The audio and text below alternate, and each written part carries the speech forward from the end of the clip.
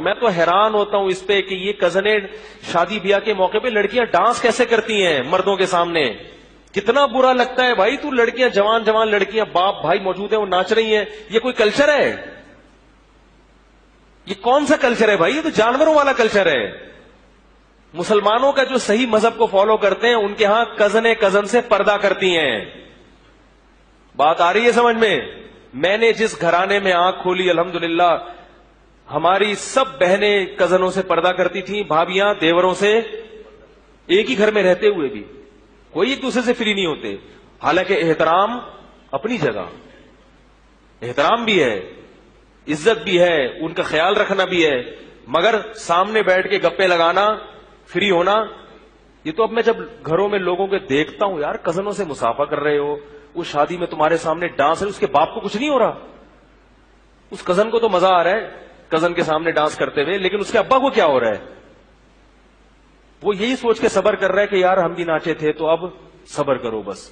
یہ اولاد اپنے باپ کی اتباع کرے گی, ماں کی. جب حیا ختم ہو جائے تو پھر آپ کسی کے بھی نہیں ہو, پھر کوئی خدمت ودمت سب تباہ. لوگ کہتے ہیں نا بیٹا قابو میں نہیں ہے, بیٹی قابو میں نہیں. قابو میں کہاں سے ہوگی جب آپ نے اس کو چمونی آپا کی شادی میں نچا دیا تو اب بیٹی آپ کے ہاتھ سے گئی.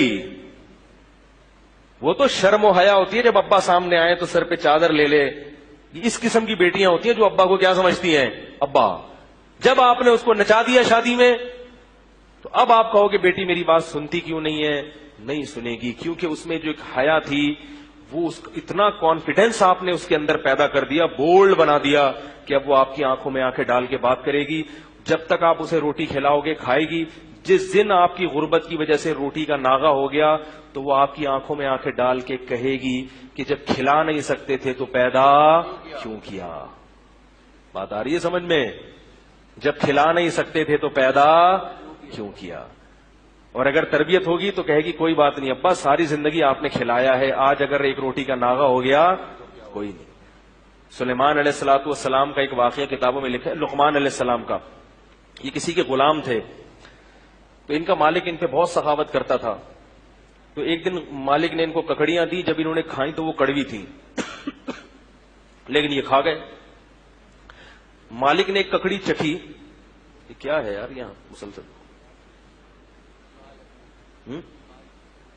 مالک نے ایک ککڑی جب چکھی تو کڑوی تھی. تو اس نے کہا لقمان علیہ السلام سے کہ تم یہ کڑوی ککڑی کیسے کھا گئے؟ کہتا ہے ساری زندگی آپ نے میٹھی ککڑیاں کھلائی ہیں, آج جب منہ میں کڑوی گئی تو مجھے شرم آئی یہ کہتے ہوئے کہ یہ کیا ہے کڑوی. میں نے کہا کھا لو بس.